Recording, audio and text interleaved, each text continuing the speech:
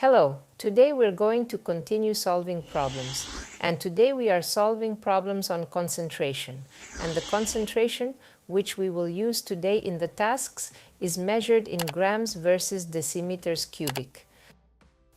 This is due to the calculation of mass and volume. So the first problem, we're given a mass of sulfuric acid of 5 grams.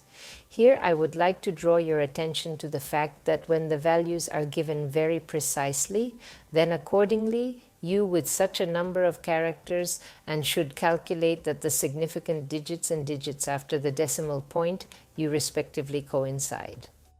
See, it is necessary to pay attention to this in connection with examinations, where the number of digits must necessarily correspond to the question statement. So, let's solve the first problem. To find the ratio of mass to decimeters cubic, we should pay attention to the fact that the volume is not given to us in decimeters, but in centimeters cubic. Therefore, the first action we will find what our volume is, we will convert centimeters into decimeters. To do this, we divide 250, we divide by 1000, and then it comes out to 0.25. Pay attention, the number of digits should coincide, but it will already be in decimeters cubic. Now we do the calculation of the concentration, which is expressed in grams to decimeters, cubic meters. To do this, we divide 5 grams by the volume that we've converted to decimeters. And as a result, we get a 20, and then we'll leave 2 zeros here and we'll have grams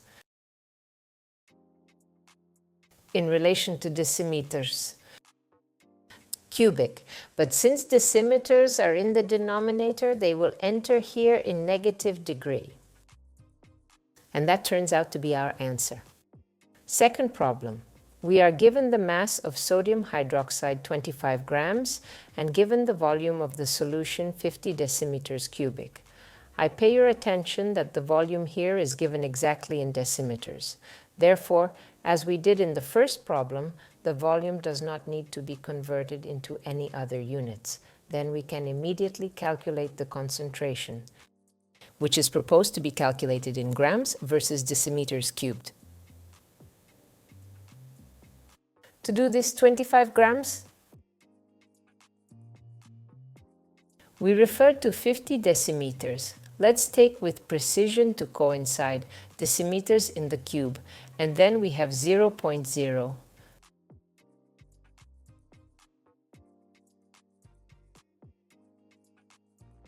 5. We leave one more decimal place, and that would be grams per decimeter cubed. That's it. We have our answer. As you can see, such tasks are not so difficult. It is important to know the units of measurement because the units of measurement just tell you what action you need to perform and accordingly further to carry out the necessary mathematical manipulations. That's all for today. Goodbye.